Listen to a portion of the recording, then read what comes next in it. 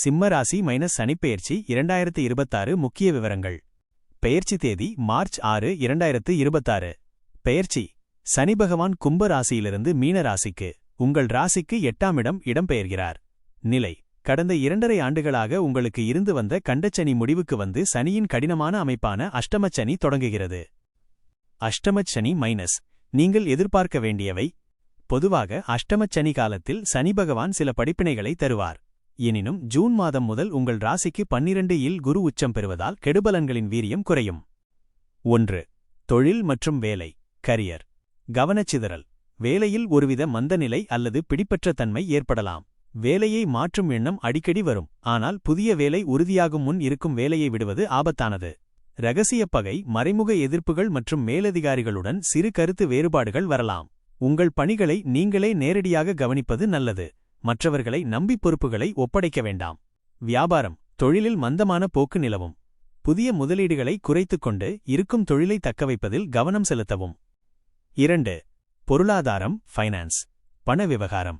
யாருக்கும் கடன் கொடுக்கவோ அல்லது பிறருக்காக ஜாமீன் கையெழுத்து போடவோ வேண்டாம். அந்த பணம் திரும்ப கிடைப்பது கடினம். வீண் செலவுகள், மருத்துவச் செலவுகள் அல்லது வாகன பழுதுபார்ப்புச் செலவுகள் அடிக்கடி வரலாம். சேமிப்பு கரையும் என்பதால் முன்கூட்டியே திட்டமிடுதல் அவசியம். 3. ஆரோக்கியம் மற்றும் பாதுகாப்பு. ஹெல்த் மற்றும் சேஃப்டி. உடல் நலம், இதயம், எலும்பு மற்றும் நரம்பு சம்பந்தமான சிறு உபாதைகள் வந்து நீங்கலாம். சரியான நேரத்திற்கு உணவருந்தவும். பயணம் மிக முக்கியமானது. வண்டி வாகனங்களை ஓட்டும்போது மிக மிக எச்சரிக்கை தேவை. குறிப்பாக அதிவேக பயணங்கள் மற்றும் இரவு நேர பயணங்களை தவிர்ப்பது உத்தமம். பாதுகாப்பு அரண். குருவின் துணை. மார்ச் மாதம் சனி 8இல் மறைந்தாலும் ஜூன் 2ஆம் தேதி முதல் குருபகவான் 12இல் உச்சம் பெறுவதால் அவர் தனது பார்வையால் உங்களை பாதுகாப்பார்.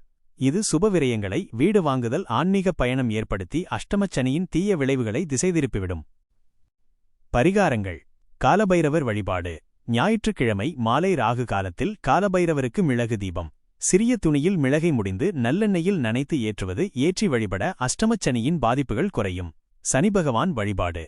சனிக்கிழமைகளில் சனிபகவானுக்கு நல்லெண்ணெய் தீபம் ஏற்றி சனி கவசம் அல்லது தசரத சனி ஸ்தோத்திரம் பாராயணம் செய்வது நலம். தானம். தூய்மை பணியாளர்களுக்கு அல்லது முதியோர்களுக்கு தயிர் சாதம் அல்லது கருப்பு நிற வஸ்திரம் தானம் செய்வது மிகுந்த புண்ணியத்தை தரும்.